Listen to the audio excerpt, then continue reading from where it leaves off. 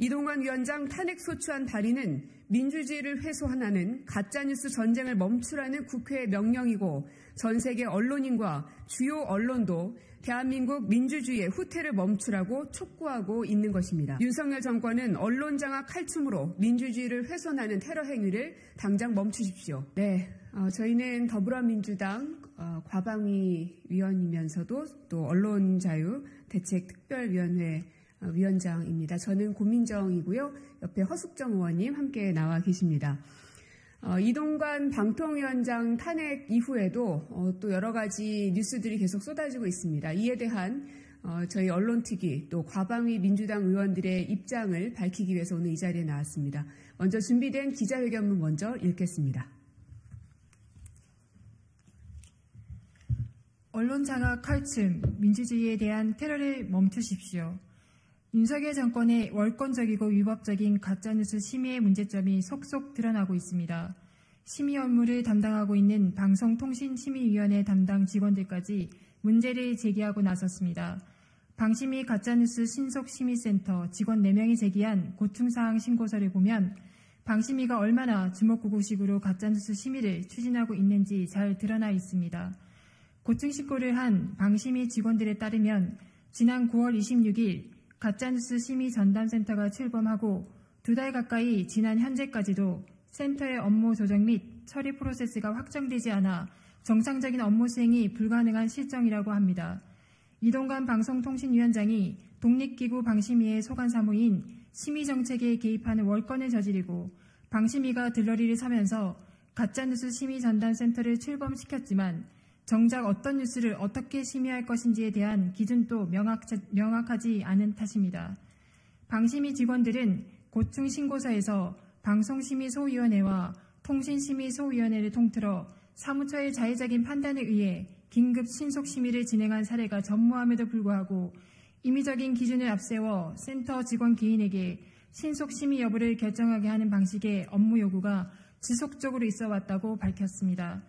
또 위원회 설립 이후 최초로 인터넷 언론 보도에 대한 심의를 진행함에 있어 절차적, 내용적, 정당성에 대한 검토가 충분하여야 함에도 불구하고 주요 업무가 명확한 원칙 없이 전화통화, 구두지시 등을 통해 졸속으로 이루어졌다고 밝혔습니다. 실제 방심위는 법적 근거도 없이 인터넷 언론 뉴스 타파 심의에 나섰다가 시정 요구 대신 서울시에 신문법 위반 여부 검토를 요청하는 것으로 발을 빼며 가짜뉴스 심의를 얼마나 졸속으로 밀어붙였는지 자인한 바 있습니다.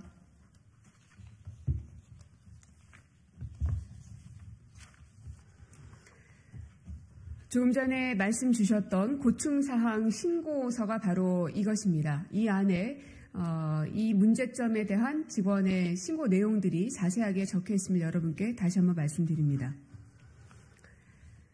또한 윤석열 정권의 언론 탄압과 방송 장악 시도는 주요국의 언론과 외신 기자들에게도 비판의 대상이 된 지 오래입니다. 지난 10일 뉴욕타임스는 대통령의 가짜뉴스와의 전쟁, 한국에서 경종을 울리다 제목의 기사에서 윤 대통령은 연설에서 자유를 옹호하지만 18개월 된 그의 대통령 임기는 야당과의 거의 끊임없는 충돌과 검열과 민주주의 후퇴에 대한 두려움으로 특징 지어졌다고 혹평했습니다. 바로 그 언론 보도가 바로 이 뉴욕타임스에 실려 있는 바로 이 보도입니다. 윤석열 대통령, 또 이동관 방송통신위원장, 류일임 방송통신심의위원장은 가짜뉴스 타령을 멈추십시오. 윤석열 정권의 가짜뉴스 타령은 언론 장악 칼춤이라는 사실이 이미 만천하에 드러났습니다.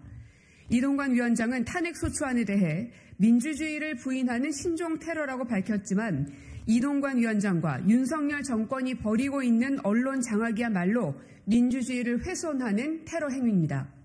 이동관 위원장 탄핵 소추안 발의는 민주주의를 훼손하는 가짜뉴스 전쟁을 멈추라는 국회의 명령이고 전 세계 언론인과 주요 언론도 대한민국 민주주의의 후퇴를 멈추라고 촉구하고 있는 것입니다.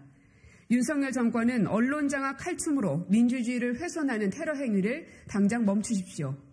2023년 11월 12일 더불어민주당 언론자유대책특별위원회 국회 과학기술정보방송통신위원회 더불어민주당 위원 일동.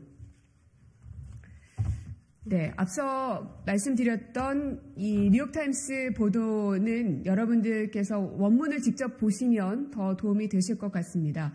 일부 한글로 다시 번역이 돼서 올라온 기사들도 있긴 한데요. 뉴욕타임스가 왜 이런 언론 탄압의 뉴스를, 그것도 대한민국에서 자행되고 있는 뉴스를 이런 시선으로 보도했는지 여러분들 꼼꼼히 읽어봐 주시면 좋겠고요. 아마 대통령실에서는 뉴욕타임스의 보도에 대해서 부인하지는 못할 겁니다. 왜냐하면 이미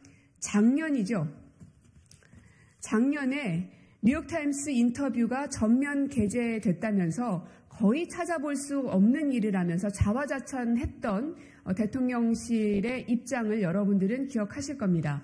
이토록 대통령실도 신뢰하고 그리고 중요하게 생각했었던 뉴욕타임스에서 지금은 이렇게 윤석열 대통령을 언론 탄압의 장본인으로 쓰고 있다는 점을 여러분들도 꼭 기억해 주시면 좋겠습니다.